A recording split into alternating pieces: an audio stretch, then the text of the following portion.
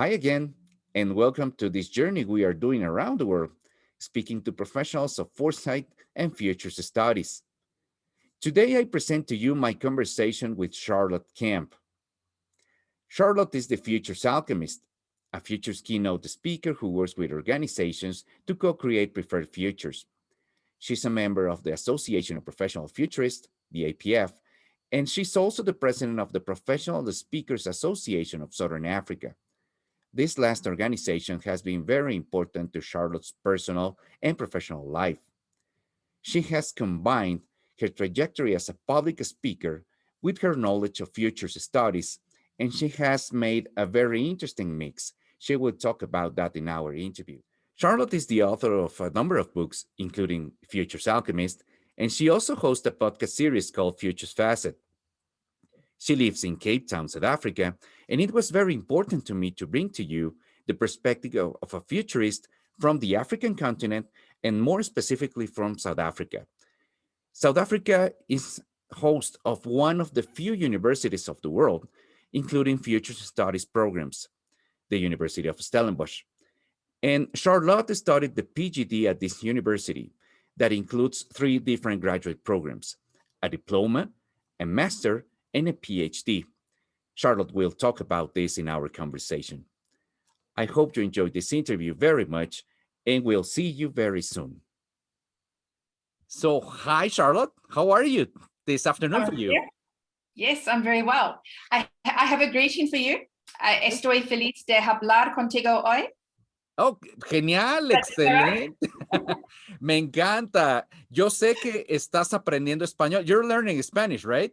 Yes, but very slowly. But I am, and it's beautiful, and I love it. And the more I learn about Spanish, the more I understand about my own language. So it's been such an adventure. But thank you for letting me practice on you. No, thank you, really. And I really appreciate the fact that you wanted to speak Spanish. That's great. And we love that. We really do. So thank you, Charlotte. I mean, your professional trajectory and all you have done is so interesting. So I wanted to talk to you today because you're a futurist, you're a public speaker, you're a lot of things. But the first thing I want to ask you is, you define yourself as a futures alchemist. What does that mean, Charlotte? Thank you. It is such a fun term. So I come primarily from the professional speaking world, and I discovered futures a little bit later. And I was looking for a really good topic, and we can explore that later on. But when I came to futures, I really felt like I'd come home. It made sense for so many things. But in terms of being a professional speaker and branding myself, I wanted to be able to talk about futures in a way that was different from my other colleagues. So they're all talking artificial intelligence, self-driving cars, and automation and the future of work in the office. And that's all very interesting and important. But I thought there has to be some other conversation. And the other thing which I was exploring at the same time was understanding my personal professional values. And one of them is alchemy. And it's a strange one. It's not normally on the list of values, but alchemy is, the old-fashioned alchemy was pseudo-scientists, people who were learning about science before we even had scientific method, trying to turn one element into another element. And so they're experimenting. They're doing a little bit of scientific research, a whole lot of kind of iterations to see if this worked or if that worked. There was a touch of artistry and a little bit of magic involved trying to do this. Mm-hmm. And when I think about futures and when I think about speaking, I think it's the same thing. It's professionals coming together. So when I work with clients, I've got my, the academic models, the futures models that I've learned. I've got my own techniques and skill and experience. But I come to a client with their needs, their requirements, their staff, all of their experience. And we play together. We take these different elements and we iterate and we experiment. And there's a little bit of art and a little bit of magic. And hopefully we turn that into something new that is really powerful and valuable for those people. And that's how I like to think about it. Not coming as an expert saying this is what is going to happen or predicting the future, but co-creating an amazing future together. That's alchemy. That's interesting because that was the first thing that I saw and I said, I have to ask this. So thank you very much. How did you become involved then with futures? In the speaking world, I started as a trainer. I started in financial services, and I was training the products, the financial products, the software systems, and then a bit of HR stuff. And I kind of evolved into the training department for this really dynamic company that I worked for in Johannesburg in South Africa. And then I took a bit of time off for my children, and then I came back into work again, and I was doing training. But I also had bought a franchise business on the side, and I lost my business. It was just a series of misadventures, and I lost everything that I had. And so I wrote a book about this experience, because at the same time as all this was happening, I discovered the professional speaking world. And I thought, oh, this is very exciting. I didn't know that this was a job. So I wanted to kind of move from just training into speaking. So I was playing around with this topic that I had about overcoming a business failure, learning resilience, learning creativity, trying to experiment with that. But I'd lost all my money. So I had to be really resourceful to market myself. So I used social media, but this was 15 years ago. And social media was quite new, especially in South Africa. So we all knew in the country who was doing this kind of social media work, and we knew each other, and we, kind of palmed off clients when we could find the right kind of clients. And people started coming to me saying, how are you doing this with the social media? How are you, using LinkedIn or Facebook? So I worked with that. And then eventually I worked in the space for, over 10 years, teaching people how to use social media. And then I thought one day, and with respect to any of my colleagues who still do this, but I don't want to invest my life teaching people how to tweet better. There has to be more to life. So I went back to a career guidance counselor. And we had a couple of sessions, and she told me I was a workaholic, but she really got me to explore what I wanted to do. And then she said, Stellenbosch University Business School has got this futures course, postgraduate diploma in future studies. And it was so exciting. It was everything that I've ever thought about, all the things that I've read, all the science fiction that I really enjoy from when I was a child. All of this just came to life in future studies, and it makes so much sense for all the work that I had been doing. But this is what I want to spend my life working on. And what's the name of the book you wrote, by the way? Well, the first book I wrote about my business failure is called I Am Not Afraid of the F Word, 50 Lessons Learned on the Way to Business Failure. And while the F word is, like, for some people, they're thinking about the obvious swear word. But when I've spoken on it, we've had people, say, oh, you're talking about I'm not afraid of the F word. I wonder what F means. Could it be 40 or 50 or fat or frivolous? And they come up with all the Fs, but they don't say those two words. They don't say the swear word, and they don't say failure. Because in South Africa, failure is a taboo. We don't want to talk about failure. And it's really difficult if you failed in business for banks and organizations to support you. In other parts of the world, they don't take you seriously until you've had your first failure. So when I started speaking about it, I had people walk out of the audience angry that I was daring to stand up there and say, I've just lost all my money and I have to rent a place and I'm under debt review. They got so angry that I could dare to speak about it.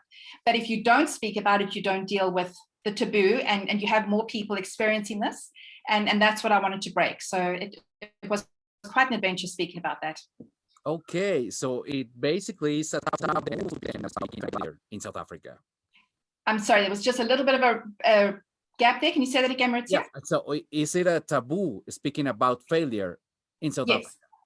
Yes, it's I think it might be some of the Afrikaans culture where you have to be, you have to look responsible and in charge, and you don't want to show weakness. And failure and business failure is a weakness, which we don't want to talk about.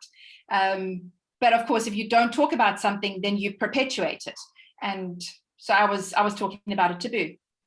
So isn't it a little difficult to work with innovation, for instance, where, well, failure and test and all this is really important for the whole process? It's not like very, very hard to work with that. I think it's getting a bit more open. So when I wrote this book, it was probably about 13, 14 years ago. So I think we're definitely opening our minds up. We're talking a lot more about failure than we ever have. And because we're talking about innovation, because we want to be innovative, then we have to embrace the fact that there's going to be failure. And as much as there is that cultural problem with failure, it turns out that South Africa and Africa, it's a very innovative space. We have so many challenges that we have to be innovative to overcome the challenges. And so the more we lean into, let's experiment, let's be innovative, how bad could it go? The more we do that, the more we overcome this historical avoidance of failure and of doing things the wrong way, because we have to find new and better ways to do things. Okay, I see. So going back for your futures studies at Stellenbosch University, so you got into the PGD program, right? Yes. Yeah.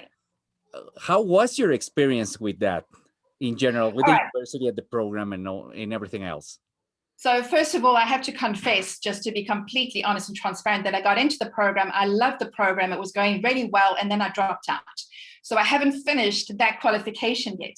Okay. But part of that was because I had a second business, and that business was on the rocks at the same time. And I couldn't juggle the two things. So it's been very frustrating to me that it's just like a few credits away from actually finishing that qualification. But while I was there, it was absolutely brilliant.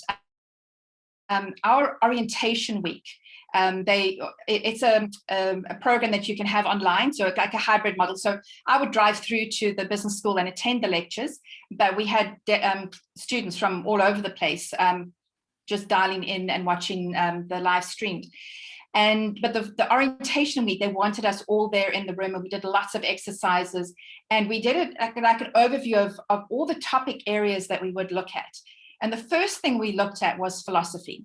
And I think that made such a difference. And the lecturers, and I was so new to the futures world, I don't know, I didn't know this other than what they were saying, but they were saying that the Stellenbosch futures program is one of the few worldwide that has a solid philosophy section to it, because their perspective is you have to understand why you want this future, or what does a good future look like, or if I'm creating a good future for myself, is it good for everyone? So there's a lot of philosophy before you get to actually doing the models and the causal-led analysis and the demographics and the politics and the economics. So we have to do that. And I've taken that right to the heart of all the work that I do. So almost every presentation I start with, I've got this little GIF at the beginning about the thinker, but there's, he's checking his cell phone. But I'm saying, we have to pause and have some philosophical reflection, because if we don't, then we're rushing to create things, and we don't know if we're creating the right things or the best things, or do we have to keep growing? Do we have to keep doing this, or should we stop doing this entirely and do something else? So we have to start with philosophy. I think that everything about that program is brilliant, but the fact that we started with philosophy was just really an amazing step. That just goes so far to helping people get on the right path with their futures thinking. And I think it marks a difference with some other programs in the world. I mean, I agree. I think the philosophical part is very important. But why do you think it's included specifically in this program? Because if I understand well, it's a 1-year program, right? Yes. Yeah. So there's obviously other steps afterwards. There's a master's program and everything else, but it's a 1-year program that covers everything. Yeah. So that's very interesting, because considering it's just a 1-year program, still you have to study philosophy, right? Yes. Interesting. Yeah. Interesting then. And are you thinking in, once you finish this program, just keeping going with the master's probably, or maybe something else, maybe the PhD or something? Yes, I really do enjoy studying, and I'd love to finish that. But then I'd also my husband and I've got a very flexible lifestyle, so we want to do some more traveling, and I'd love to visit the other universities and do some of the short courses, and just see what the futures education is like in different parts of the world, because I mean, and that's been a huge thing that I've tried to build into my career, is to intentionally network with people around the world. I have these public sessions that I do twice a month, and I just invite people off LinkedIn, and I never know who's going to pitch up. But my last two sessions, I had people from 9 different countries attend, and to get feedback and to see the similarities and the differences in those conversations is incredibly valuable. And that's what we need. You know, if we're creating futures, it can't just be for our little corner of the world. We need to understand what is happening. So I definitely want to study further in that space. And by the way, I was once in one of your sessions, and they are Yeah. great, really. So people, Yeah. you must be aware of this, and you should sign up for one of these. You will like it. I really guarantee that. So how did the fact of studying futures, how did it change your life personally and professionally? I think it gave me a much deeper appreciation for what I'm doing. So like I said, I wanted to stop doing the, teaching people how to tweet better. It's not just, I've never wanted a job or a career where I'm just earning a good salary and then I go home and say, thank goodness that's over. I wanted to do something that was really meaningful. And when I have futures conversations, to see people start a little, like, they either say, no, that's crystal ball gazing, that's not real. Or if I explain it too technically, then they go, oh no, that's too difficult for me, that's for other people. So I really try to bring futures thinking, futures literacy to the place where people need it, to show them why they need it. And the minute they grasp that, it's almost like there's this kind of spark inside of them, and they go, I'm not a victim, I can do something. This is not happening to me. I have an influence on the future, and I can own it. And if there are things happening that I don't like, I can be really intentional about finding different ways of doing it. And that agency that I see kind of waking up in people's minds and eyes when I'm talking about, futures literacy or any of these stories, that's really exciting. So I had these conversations all the time with people all over the world, like yourself, just one-on-one, just trying to explore these ideas. And for me, it's just opening up these friendships and relationships and opportunities to talk to people. I'm absolutely loving it. I'm in the place that I've always wanted to be in, and I didn't know that it existed until recently. Great. And how do you use that now, that all the knowledge you have in futures studies for everything you do? Because, for instance, you're a professional public speaker. Yes. You are actually the president of the Professional Speakers Association of Southern Africa. Why don't you please tell us what does the association do, and what does it mean for you to be the president of this Okay. association now? All right, so professional speaking, and it's quite broad, because we have speakers and trainers and facilitators and a whole bunch of coaches who have found a home with us as well. And there are a number of speaking bodies around the world. But it's the place where we come to learn how to turn our topic or our idea into a business. So we're very familiar with with Toastmasters around the world. And Toastmasters teaches us how to stand on stage and speak and be confident in articulating things. Our speaking associations assume we already know how to do that, but now how do we turn that into a viable business so that somebody can actually stand on stage and share real value for the audience while also taking care of the client who has paid for them to be in front of that audience? How do we monetize that? How do we write products, books, DVDs, cards, games, or anything else that we can put around our business model? How do we design a business model? So it's a lot of kind of entrepreneurial business conversation within the speaking associations. But I'm finding it very similar to the futures world, is that it's a very generous place, that the people who are in the speaking world, we don't see each other as competitors. We look for opportunities to collaborate. And we see that in the futures world as well. So if I've got a skill set somewhere or a topic area that meshes with somebody else's, can we do something together and create new opportunities?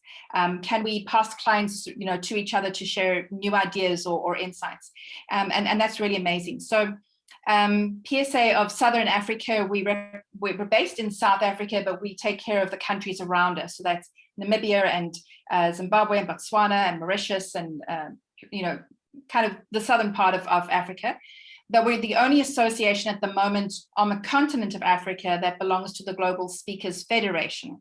And the Federation is the body that all of our individual associations belong to. And the Federation allows us to collaborate across the world. Mm-hmm. And that is just an incredible opportunity.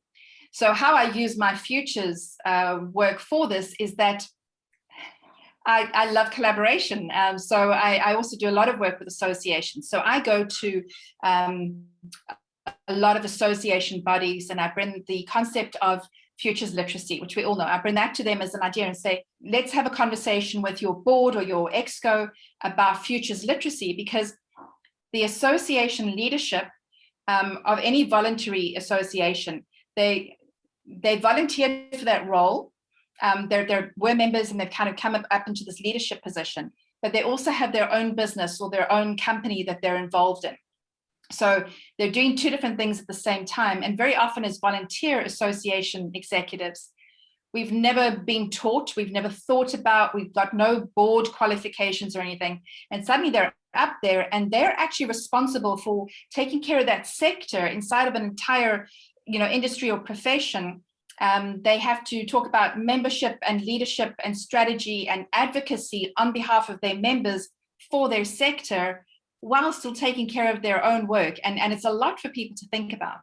So I bring the futures thinking concepts to them and help them to see how they can get a picture of what is happening in the world in their sector, how it affects them. And the more they can understand that, the better they can lead their association and the better they can, take care of their members. And then as a speaker, then I get opportunities very often to speak at their conferences, their annual events, at their chapter meetings. And sometimes I get other clients out of that work as well. So I love, it turns out I really love collaboration because all of these different areas, although they look quite different, they all come together because we're saying an association is literally peers coming together and saying, we agree to work together for the good of all of us and for this industry sector. And even though technically we're competitors, we're going to come together on this so that we can stand together and make something better. And that's just a beautiful place to work and play in. Yeah, I see that because you have been there for a long time. I mean, it's been a very important part of your life, the PSA of Southern Africa, right? That's right. And now that you are the president of this association, what has changed related to what you did in the association before? When I joined, I thought I want to be president of this body, but I joined about a decade ago and I took my time, and I've had the opportunity to step up from time to time when there's been other things going on, but I felt like I needed to learn something. There was something missing. I was very eager and keen, but I didn't understand the strategy. And then 2 years ago, I said, okay, I'm ready to be president in 2 years' time. So I did the whole vice president, deputy president. Now I'm president. Next year, it's the immediate past president. So it's a 4-year term. And that allowed me to really understand, to really connect with our different chapters and to put some things in place that I wanted to be in place for when I was president. So we've done a lot of work reaching out to our colleagues in other parts of the country, parts of the region. We've created masterminds, which is just another form of collaboration. We've created masterminds about different topics, or we created a mastermind in Zimbabwe and Botswana for those speakers to come together. We've got a mastermind that looks at home language. So we're doing everything in speaking in English, but South Africa has 11 official languages. And I feel like we really need to honor those languages. So what we've got is this group of people who have another home language, and English is their second language. And I'm saying I actually can't speak any. I can speak some Afrikaans. My father's family was Afrikaans, so I can speak some. But my mom was English, so I was raised English speaking.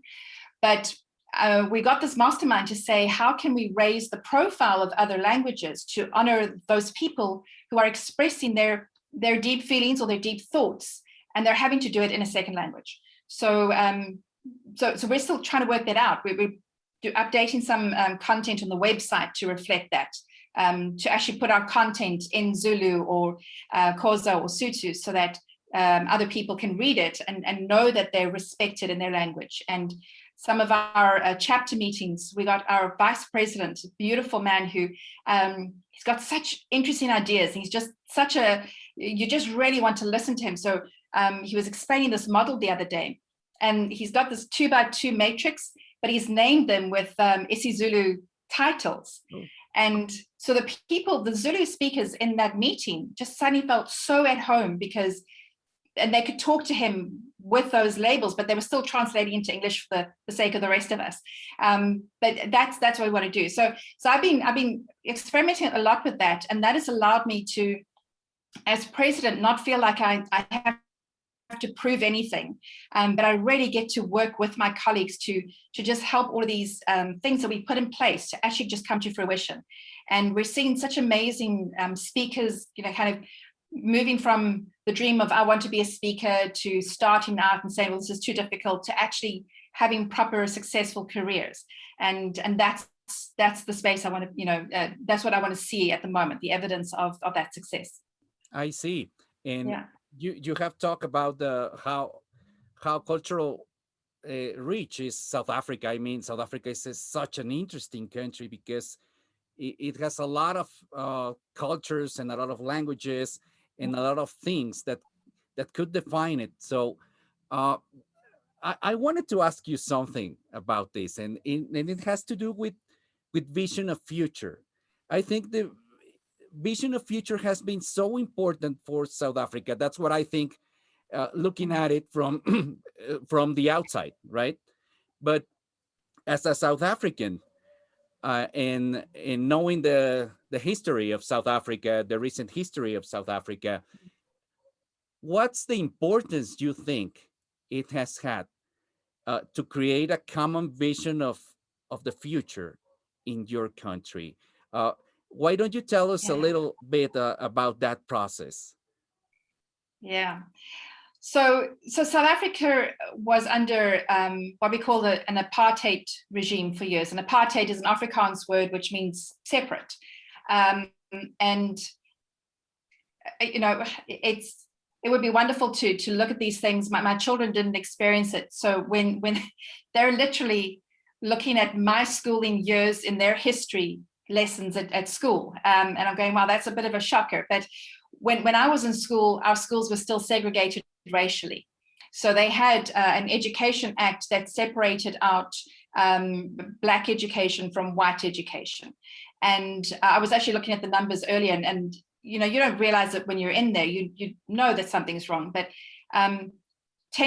there was more than 10 times more money spent on white education than Black education for this, per capita. And that's just, just blatantly wrong, no matter how you cut it. But I was in a public school, and I was, all my schoolmates were white. And it was only about, I think 3 years later, it was the year after my little brother finished school, that the act changed so that schools could be segregated. But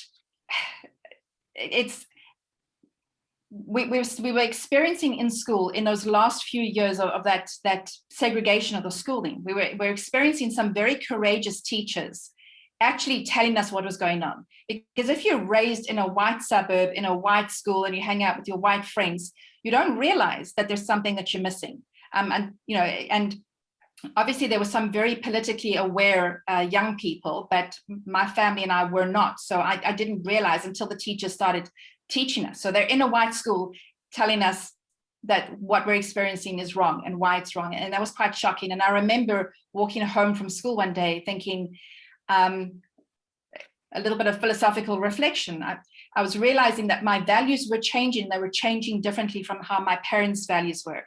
My parents had lived in Zimbabwe beforehand, and they still had those racist approaches to how life was because of how they had been raised, and they had never questioned what they believed.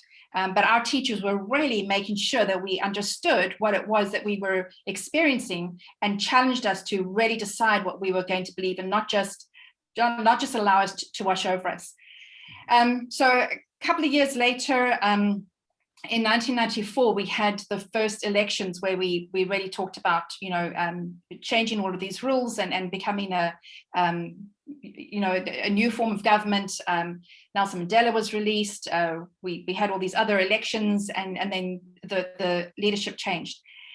And when you're living in it and you're a young person starting your career, you're not paying attention to it. So sometimes you have to look back and actually look at the history and see what happened. But it was astounding to so many people that South Africa managed to get through this incredible transition, this power change that literally defined us to the point that people in other parts of the world use the word apartheid to describe racial segregation. And it's a South African word, but it's just now the whole world can use it because it's just the right word to use. And that was what we were living under.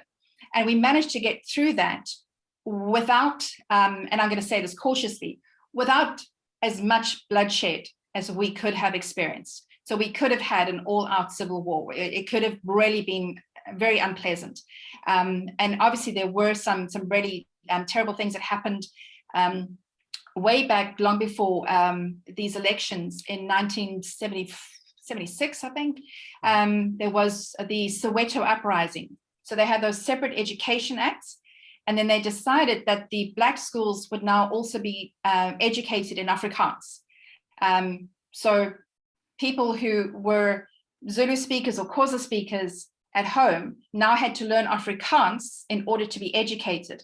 And Afrikaans was very much the language of the oppressor.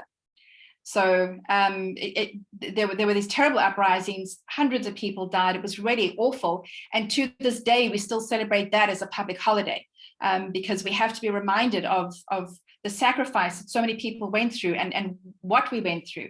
And I think South Africa has a lot of public holidays, a lot of days that we stop and recognize what is going on. And although it doesn't do too good for our economy, it's good to have those days because we have to remember where we came from because we wanted something so much more. And I think that vision of we can get past this. There's beautiful examples of people really moving past this. We had the Truth and Reconciliation Commission where we uncovered a lot of these things. But of course, there's still problems. There's still systemic problems that we even, all these years later, we still haven't overcome.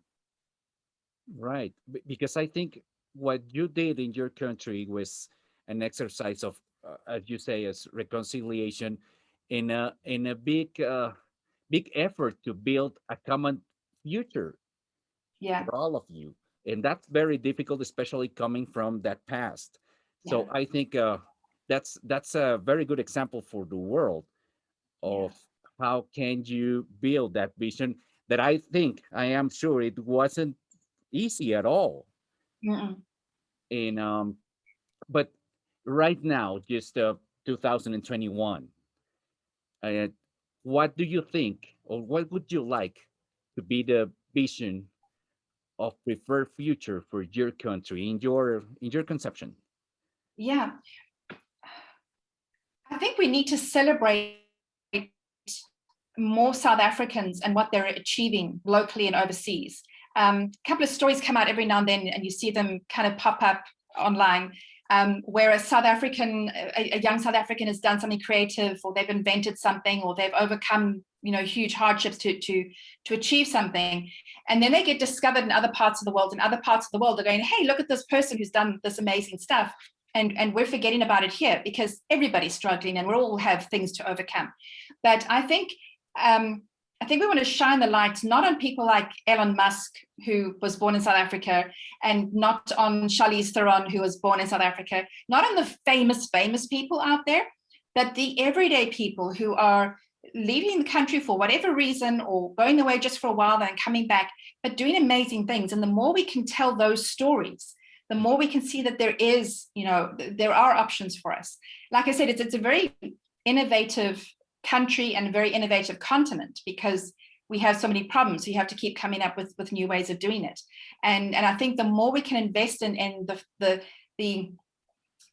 creativity and the talent and the wisdom in this country, and the more we can raise that story as an example of what we can be moving towards, that I think will be not necessarily a unifying vision. I think there's still so much pain. There's so much hurt. For a lot of people, it's very difficult to move past that. But we need to shine the light on those examples of people who are doing amazing things for themselves or their families, and to show that there is a future for us as a country and for us as individuals. Yeah, that's great. And myself, being a Mexican, a Latin American, what I think is that in this region of the world, sometimes we don't think that much about the future in terms of the kind of thinking of a futurist, yeah. like we don't plan that much in general, and we are very spontaneous and we improvise a lot. But uh, what would you say is the current state of futures thinking in your country and in general in Africa? I'm very interested in knowing your conception about this. In our schooling system, we've got a couple of subjects that are required subjects. So it's going to be English and then another language, South African language. It's going to be mathematics until you get to high school, and then you can choose maths literacy, or you can do regular mathematics to finish. And recently, and I don't know what the final decision was on this, but one of the people in the education department made a really strong case that history should be a required subject all the way through to our final year of schooling, because we need to understand where we've come from. Mm-hmm. And there was a little bit of an outcry. Any decision that's made, there's going to be an outcry. It's like, no, we don't need history, or no, that's the wrong thing. We should be looking at, life orientation, or we should be looking at, how to do banking, or people would argue. But I think we missed something there. I think it would have been so wonderful to have a new kind of subject where we looked at both history and futures together. Mm-hmm. And put that on the curriculum.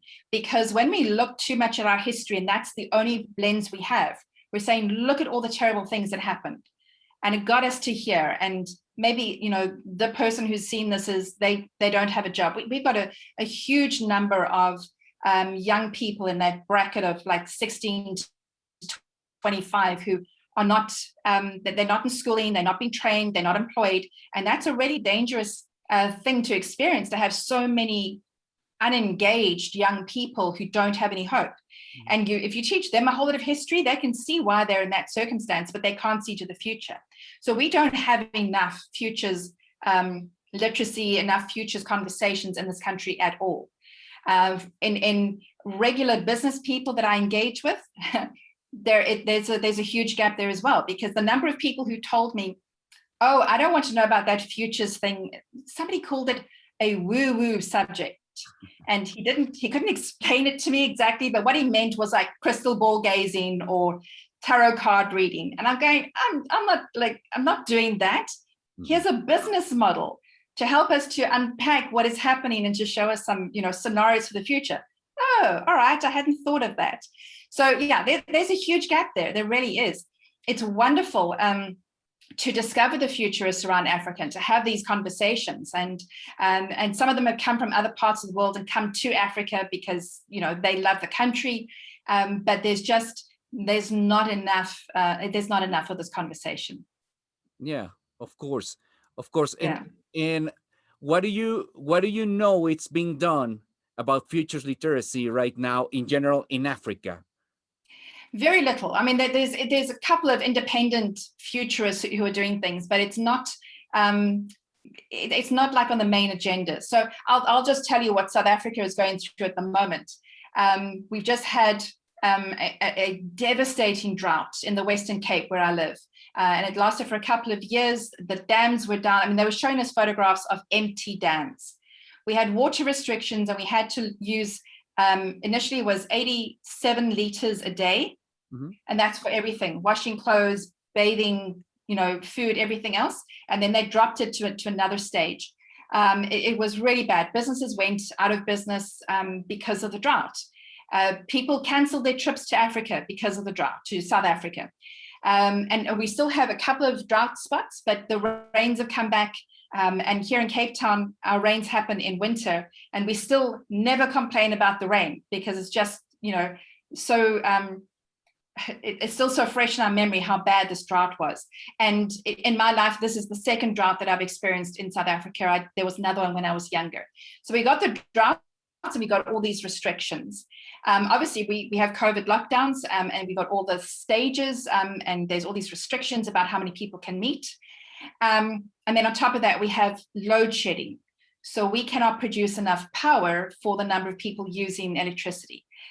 So we're in winter now, and everybody's heaters go on, and they go home and they turn on the lights and everything and the television, and they want to get cozy, and we just don't have enough power. So we got these different stages of power outages and all these really complicated schedules. You need a calendar and an app and everything else to kind of work out where you are at. In the Western Cape, we have it for 2 hours at a time. And today we're going to have 2 sets of 2 hours. Mm-hmm. In Gauteng, they have it for longer periods, like 4-6 hours at a time, which is really, again, businesses going out of work for that. They can't operate.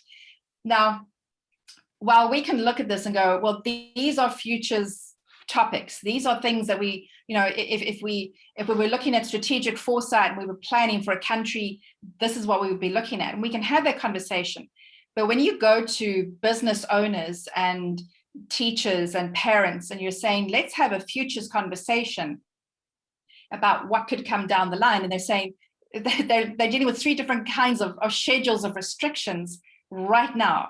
And they don't want to think about the future because it's just too scary. So you will have some people who have these brilliant ideas and so much positive thought for the future, and others are going, this is just right now is too much to deal with. So lots of challenges, not enough thought about the future. I see, and I can relate to that because sometimes here I have had these conversations with people in Latin America in general, and they say like, okay, people have a lot of things to worry about for today, and maybe that makes it difficult to think about tomorrow and about the future. Yeah, but we know that if we sat down and had a conversation, really unpacked futures thinking, it's not just the world will be better if we can make it better in the future. By thinking about the future brings us back to now so that we can work it out. I saw this cute little motivational poster in a fast food restaurant the other day. And the sign at the back said, this is not the year to get everything you ever wanted. This is the year to be grateful for everything you have. And it's a cute little motivational poster, but I thought that actually sums things up because we all want more in the future, but with a global pandemic, we're not experiencing that right now. And we can say, the world is terrible, it's awful, and I don't want to be in this. Or we could lift our heads and say, there's a future, there's a time after this time. This is bad right now. But how do I get through this? And what can I do now so that I have those opportunities in the future? Whether it's an individual career, or whether it's a business, or whether it's a family, or whether it's children's education, if we can, take a deep breath and say, I'm going to just put a little bit of my mental attention to the future, because that will help me to orient myself right now and get through this time. We know that, but it's so difficult to explain that to people who are really suffering at the moment. Yeah, that's exactly why I think what we do, futurist or prospectivist and foresight practitioners, is important, because we are trying to change things in the present. And that's why it's important to think about the future, because we want to change things now. And that's important that we can communicate that. Now our profession is looking for changes now in the present. And that's why we need to visualize futures and different scenarios and everything. And what would you say, Charlotte, about the current state of the profession of futures and foresight practitioners in South Africa? Because South Africa is a very important country in this in this sense. I Yeah. mean, but what would you say is the current state of things now with futures Yeah. and foresight? I think, yeah, there's so many more people who are exploring this. And we know from some of our conversations with the Association of Professional Futurists Mhm. that they sometimes throw a little scorn at the people who just, talk about trends and call themselves futurists. But I think there's more conversation happening about it. So when we look at trends, we know that that's just a small element of it, but it gets more people to start having these conversations. So for example, if we're saying in South Africa, we've had a drought and we've got these power outages, and we don't want to just look at that. We want to have a good conversation about, so what caused this? How do we solve this? Or how do we get through this? That if this happened, what else could happen like this or different from this, but that could also totally derail a country or an industry or the city of Cape Town or the continent, so we have more of those robust conversations. So again, I mean, generally the population is not having enough of the conversations, but there are so many people, and I'm seeing it in the speaking world as well, so many people who suddenly call themselves futurists, and they're experimenting with something, or they're just talking about trends, but they're willing to start, the professionals are really willing to start having those conversations, and they're not just being held in the multinationals, they're not just being held in government offices, they're now being held by everyday business owners, everyday entrepreneurs who are saying, I don't want a degree in this, but I need a bit more understanding. So what can you give me? And so there's lots of new approaches, lots of new ways of just kind of bringing the tools to people, even if they're not necessarily aware of what they're talking about. But yeah, there's a lot more in the business circles of this conversation being held. Of course. And I mean, I want to ask you, I know you're on the other side of the world, basically, but I am very interested in knowing what's your opinion about what is going on in Latin America in general, and Mm-hmm. what would you like to be the the future for this region of the world? I mean, what's your preferred vision of the future for this region of the world? All right, so I'll confess to you, I actually talked about your region of the world and referred to some conversations we'd had in a conversation I had last night. So I'll give you a bit of insight into this. I've been shortlisted for a position with an organization called the Global Speakers Federation. And so last night was my official interview that was recorded, and that now goes off for people to evaluate and to decide.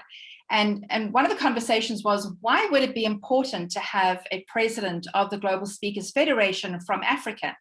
And I said, well, the obvious answer is we want more African voices to be heard in the rest of the world. So as professional speakers, if we have a conference in Africa, we can come up from South Africa, they bring people from Nigeria and Tanzania, we have a nice conference, but then they import a speaker from North America or from Europe, and they pay that person 5-10 times more than they're paying us.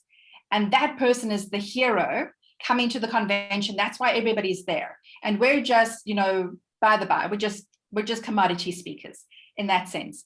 And I'm saying we have got to change the narrative about this. A speaker, just because they come from North America, is not better than a speaker in Africa.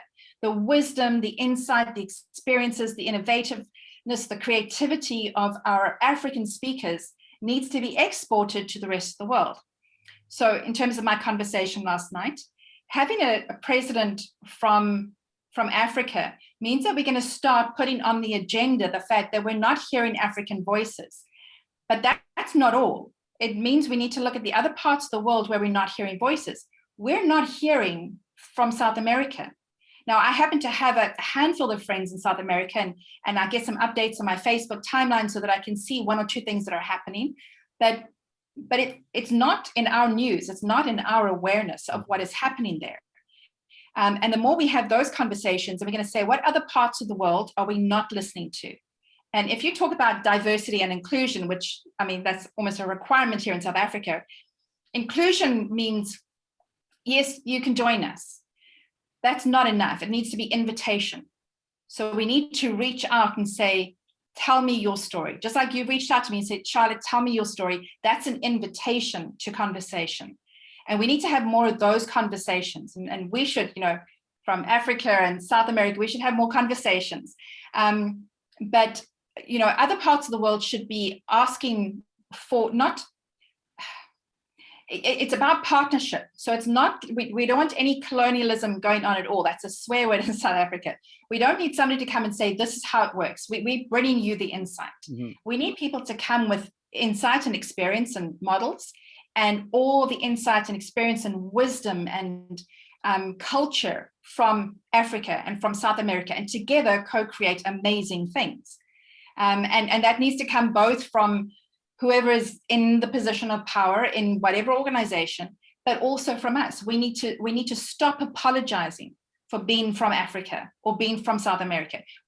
We have to stop apologizing for this, and we have to start speaking out and saying, we know this to be true, and telling those stories.